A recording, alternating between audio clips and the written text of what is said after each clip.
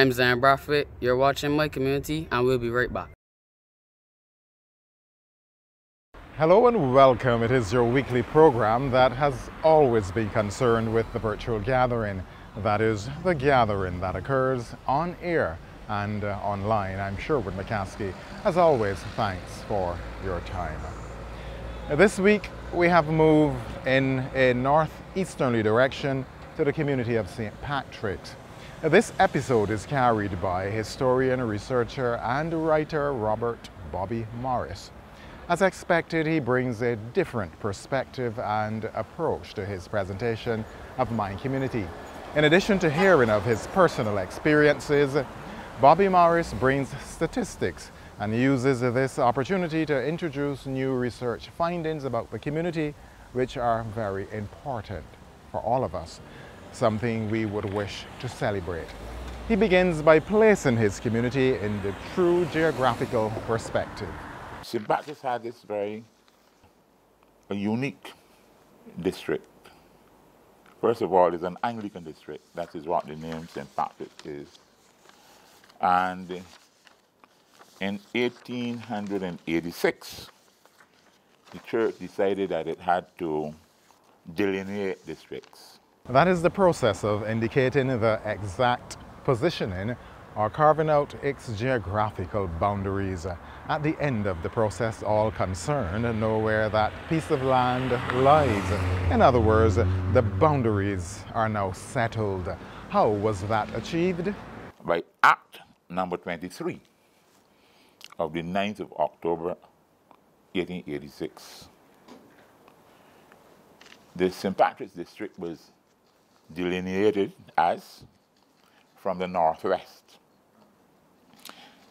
The St. George's parish line, which would be like Lower Grays, Hannah's, Windsor. The northeast, it goes up to the St. Philip's parish, and that would be like Foursquare, Highland, and Woodburn. To the south, it is Charnock, it's Coverley, Leadville, Lowland, and Balls. To the east, it is Hopefield, because Hopefield straddles St. Philip and Christchurch. And then to the west, it is Searles, Frere Pilgrim, and back to the St. George border. So people tend to think that there is what I call a geographical district of St. Patrick's. And that would be just around the St. Patrick's Church. It is no real place that anybody lives in terms of a geographical district. But if you're looking at an Anglican district, that is really where St. Patrick is. So people who live in Fairview, people who live in Warren, all of them are St. Patrick's people because they belong to that church. And how I supported that then is when I looked at baptism records, school records, marriage records, and burial records, people cover all these areas. So that is a geographical area, but it is really cemented in the fact that it's a church ecclesiastical area. That is what St. Patrick's is. And it is important to note that. Now, speaking about church, there is something that is worth noting. Bobby Morris, having carefully revisited and researched the records, has deconstructed history and is pleased to present his findings. It is an interesting story about the church that ought to be celebrated and taught to every child in this community. I think you would know that the church was first started in 1839, but it was only used by people after, of course, it would have been gone through the normal rituals, etc., available from 1843. And it has continued since then. Now, one area you have to clarify very early. The Anglican records say that the church is on land that was donated by Besing King Rees, who was the owner of Yorkshire Plantation. It is not true. It's a record that has to be changed, and I'm working hard to change it. The reality is that Bezing King Rees did leave a portion of land for the establishment of a church. He went to England and died on the way back. It was discovered that the land was not suitable for the church, the land that he had granted. So those in charge of the church asked permission to sell the land, to use the funds, to build the church and other things. And then a lady decided that she would give 2 acres of land out of her property to establish the church. Now, who is this lady? The fantastic story about St. Patrick's that hasn't been fully told. A man by the name of Richard Seeley was the last of the sons of the owner of Seeley Hall Plantation in St. John. Seeleys were a very distinguished family from England who came down here and settled early. They're still around, the white Seeleys. Because Richard was the last boy, he would not have inherited much. So the older boy, the first son, of course, got the plantation, Seeley Hall. The other boys got jobs as managers of various estates, family estates, etc. And they got wives. Because you really couldn't marry unless you had substance to get a good wife of your own status. Richard worked very hard. His brothers helped him out. As they died, they left slaves for him, bequests and so on. But he found a black woman he could not resist. Blossom Margaret, who was at the Cattlewell Plantation, which he bought later on, and transformed it into what we now call Woodburn Plantation. He got 9 children from her. All of these would have been colored children, of course. She left a will in 1823, and he left his will in 1833. Now, in looking after his children, he gave them each at least 5 acres of land, boys and girls, etc., and they could add to that. And this young lady, Elizabeth, was one of the children. So here's a free colored woman who married a free colored man.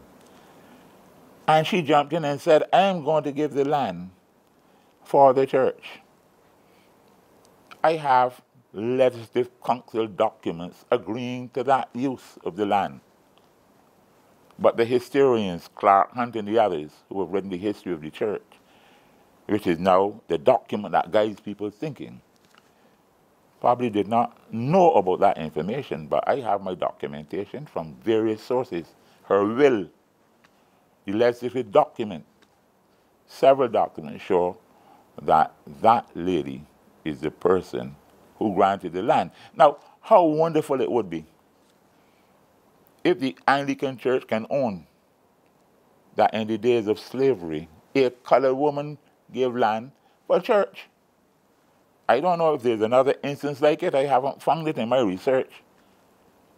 But I am going to lift every stone that I can.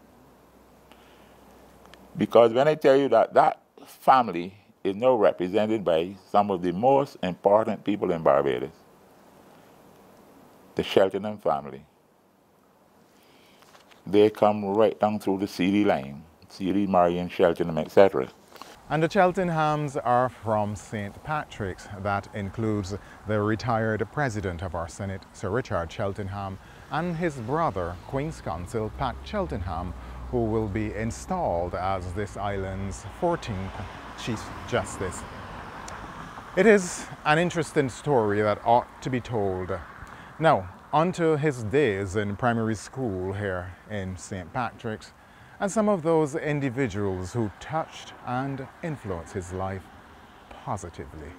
I'm Zan Bradford. You're watching My Community, and we'll be right back.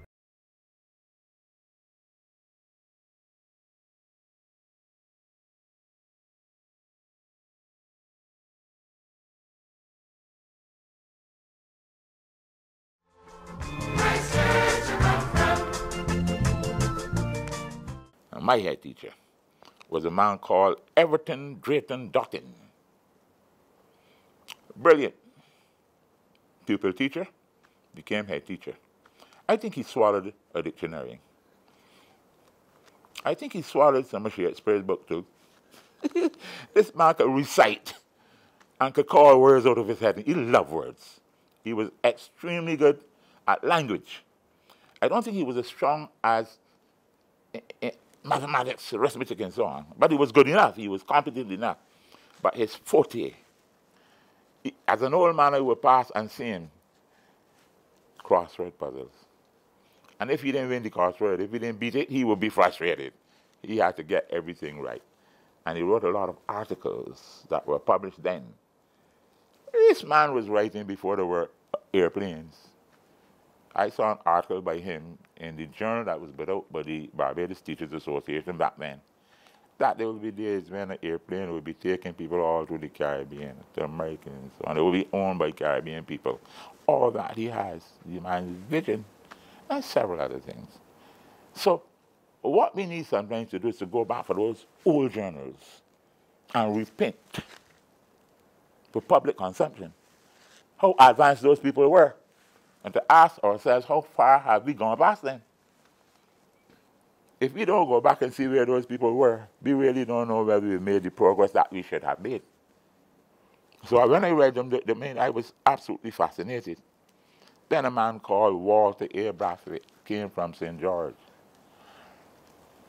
The other teachers, they were jealous of him because he came from England. He was trained in England. But from the time he became my head, I felt a different air. Of course, Dottin was a giant.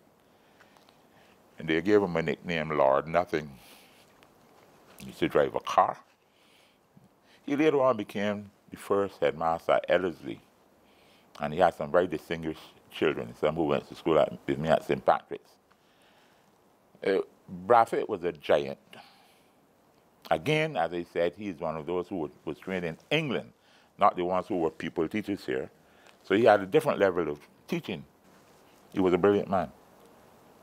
And I really want to pay tribute to him because he had a group of teachers, both men and women, Ruby Brooms, and a whole lot of them, who instilled in me the need to do the best. Whether it was art or craft, English, history, whatever. As a young boy then, you don't know where you're going. Singing, which I can do. Never have been a good singer, but he tried. Because if you didn't sing, you're going to get lashes too. You know, but they try to give you a rounded thing. And that is what they try to do. And many of them did not have anything more than primary school education. Until themselves, then they got into Urdeston when it was developed in the 1940s. So, Baron Smith and so on. Remember him seeing him right now in front of me. Distinguished with that strap, tell you the truth. He could use it very well. He was expert at the strap. But people like Mr. Conliffe and can't call all the names. But what they did for us. And after my time then came Mr. Cyril Norgriff, old foundation boy, a brilliant teacher, and a good cricketer too, and so on. Then Mr. Keith Clark. And that was really the last of St. Patrick's Boys School because then it's going to merge down and come the Gordon Water School. So I'm going over to the girls and then what happened afterwards. St. Patrick's Girls was first started by a lady called, as head, Miss Anna Messiah. Again, these are the hoary days where you don't have a lot of information. And hopefully somebody hearing me might be able to say, well, I knew where she came from and what she did, etc. I believe she came from St. John, but I'm not sure. But in those days, people used to be transferred from place to place in order to hold a school. Then Wilhelmina Wilkinson was the next head. Again, Wilkinson sounded like St. Philip to me. But again, I don't have the details of who she is, something I'm still working on. But then Inez Bradshaw, and she was somebody who was local to the area, etc. And the woman I said was Miss Broom, was her niece who taught me. So you had that tradition of people going through. A lady by the name of Ermine Trude Callender. That Callender name. is a big, big name in the St. Patrick's area. And the name came off a plantation that was called Calendars, but is now called Hopefield. Evelyn Barrow. Oh boy, Evelyn was the teacher in what we call infants A and B, the entry classes. And I will never forget, like the first day or second day we went to school, she told me and Arnie Walters, you are my monitors. One will pick up all the books, and one will clean the blackboard, and make sure that all the inkwells are put away, etc., etc. And the slates are collected, and the pencils are collected for tomorrow. Arnie and I were given that responsibility from the time we came in there. Never forget it. And Arnie and I, we crack jokes about it sometimes. Oh, and I saw this lady go down to nearly maybe 100 or something. Always going to church. One of the most beautiful women I knew. I mean, physically beautiful and personally beautiful. You know, and I always say Evelyn Barrow will be remembered by all of us who would have been taught by her. And then Mrs. Anna Hunt became the last head of the girls' school. So then, combined as Gordon Waters Primary, named after Arnie's father, who was a stalwart in terms of community development. He taught at the St. Patrick's Boys' School, etc. Then Mrs. Wilma Wilkinson became head. Still alive and living in St. Philip. And Wilma was such a pleasant person. And is still a very pleasant person.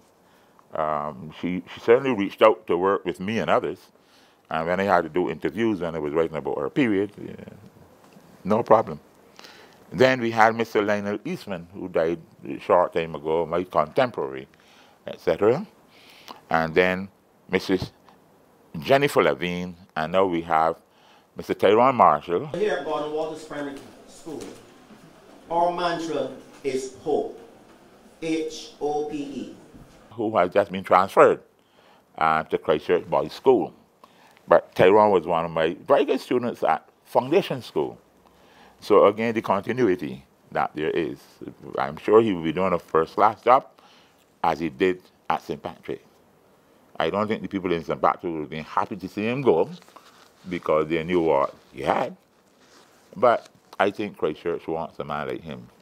So I wish him well in his journeys. Tyrone, you will do well. I have no problem with that at all. And of course, my community wishes Tyrone Marshall well. Bobby Morris has memories of commercial activities here in his community of St. Patrick's, the village shops, and his experiences of visiting those shops with his mother. As a historian with an interest in biographies, you could expect Joshua Whitehall. Joshua Whitehall had a shop in what was then known as the Four Cross, right in the corner of the Four Cross. After he died, it went to Christina Cheltenham, you heard the Cheltenham name, and then to her daughter, Hildred Cheltenham. It was pushed down, that building, for the roundabout. Dry goods shop. I remember one of my mother's and she went here to buy sewing things and cloth to make dresses for my sisters, etc. But she always had, of course, on the desk a sweetie container.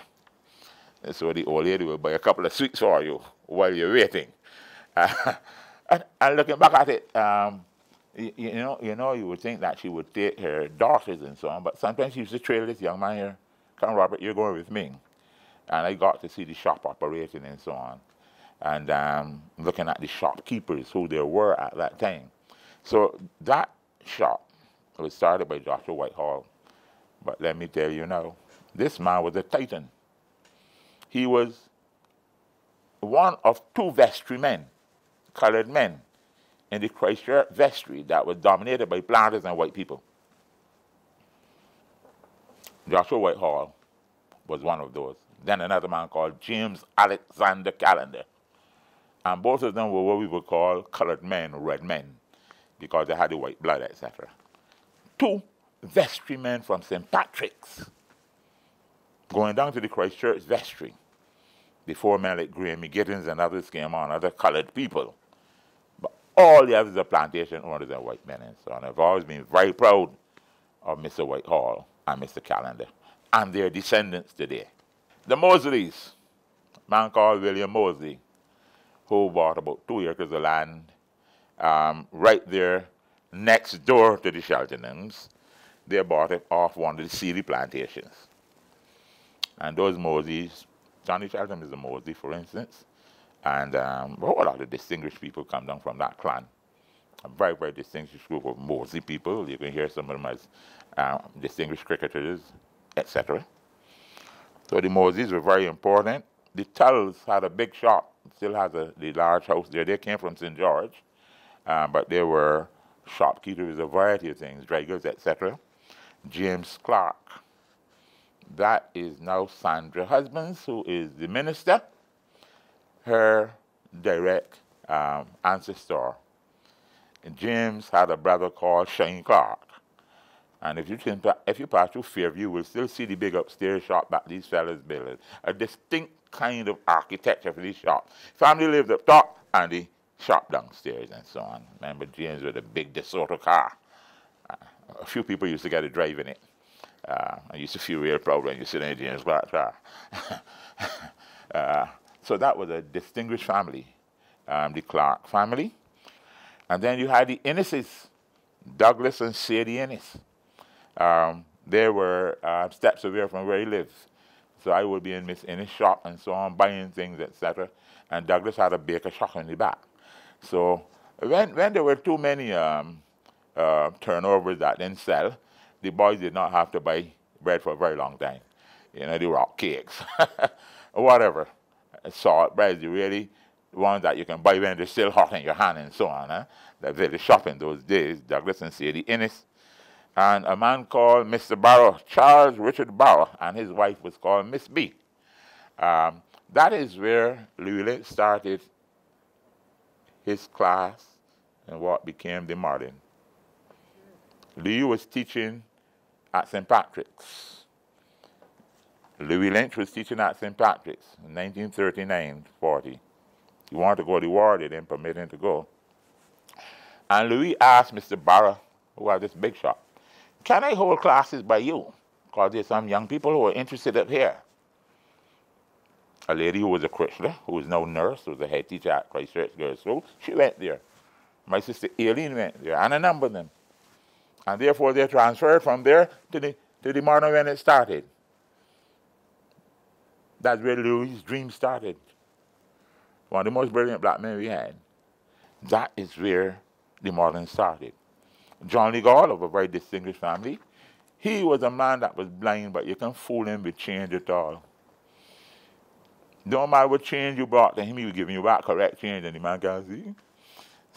But he was not only a shopkeeper, he had a butcher shop behind there and so on. So most of us got our meat and that sort of thing from John Lee Gall. Very pleasant memories. He had the rum shop at the side there. And then a young man like me would have to go to the counter. I remember one time the fellas in the rum shop called me, you're a two-school boy, St. Patrick's and Foundation, so you have to answer these questions because you would know. And my uncle said, not him. He can't come down in here. He can't come down here, we're drinking. Go home, Robert. And that was the discipline. I dare not say anything else. Got my things and gone home. Otherwise, you know, another story would have happened there. That is how they're separated, you know. There was this respect because they were two schoolboys, and they said, let's defer. And my uncle was saying that may be true, although you might know more than he would know, but at the same time, he isn't coming down here, not the environment for him. And that's how we were raised in those days. You must know your place. You should know where you should be. You should know your friends. Not like a friend of mine, who will not be named, who was fooled by these two gentlemen to go and buy some rum for them.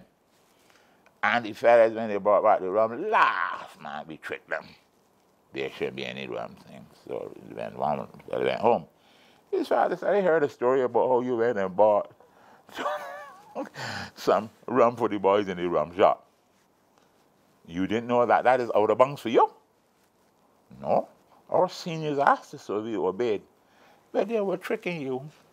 They wanted to see if you would do what you shouldn't do because they knew that I would not approve. So let me hear that story again. The two boys will remain unnamed. There were stories like these all around the island where pranks were played on little boys by adults who later suffered the consequences and felt the wrath from their parents, all part of becoming a man. Speaking about village shops, where are these shops today? Those shops, like his barber shop, in his shop, tail shop, etc., were knocked out by the supermarket entry. Once the supermarkets moved in, people shifted their patronage from the village shop to the supermarket. Of course, they have to talk cash. You can go and trust, as back in those days, etc. But one of the things that I always say is that the succeeding generations didn't understand that they should transition to the supermarkets, the children of those shopkeepers. But they went to high school, as we call it, and they became professionals and so on. So I think something happened in Barbados between the 50s and the 60s, where people did not follow what their father did easily. They were looking for more clerical and prestigious jobs, etc. And of course, if you could become a lawyer, a doctor, that is it. So they moved away from commerce and industry. They wouldn't think about owning a farm or opening a mechanic shop. And they could have done those things along with what they were doing, you know. But no, they didn't. So I think they missed an opportunity to build on the heritage that they had. As expected, Bobby Morris places a different spin on the program. He reiterates this important point. I think I've gone around and about St. Patrick's.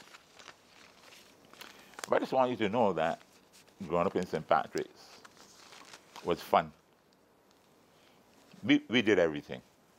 In Searles Woods, many days when I wanted a peaceful place to recite my Latin or French and learn, I was in Searles Woods under a tree. I did all the naughty things that boys did.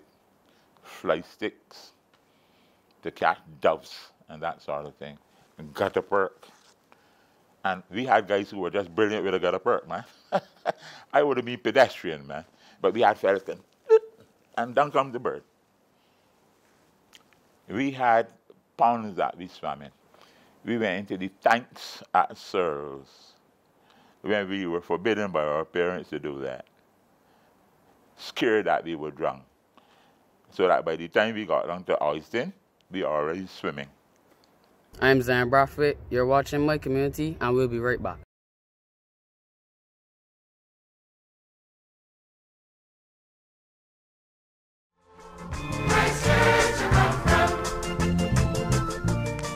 We had our youth groups, Crusaders, tremendous thing for years. And we would leave there and go to one of the shops and buy some milk, evap or condensed, didn't matter, some red herring and some biscuits, and we head into Searles factory. Having brought the things to eat, we will get some raw liquor and put some milk in it. And we had, of course, those Ovaltine tots and so on that used to put on the handles, etc. We're down there. And we are drinking raw liquor, crack liquor, whichever liquor. 10 of us or 12 of us. And while we are going down, we are talking all sorts of things. The old man might be in the woods. Watch out. There's no old man, but we're frightened because we're creating that fella in our mind. And the night before, we might have been on the steps with our elders telling us about the duppy and the heart man. So we go down out to Oyston Plaza and we watch Dracula and Frankenstein. And every time we hear a little rattle in the canes, man, we gone. Because that has to be a duppy in there. You know? So we had fun.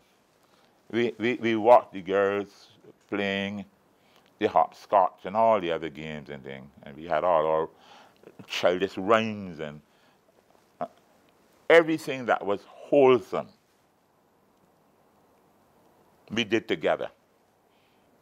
Young boys and girls, without being rude and that sort of thing. And you're going to church.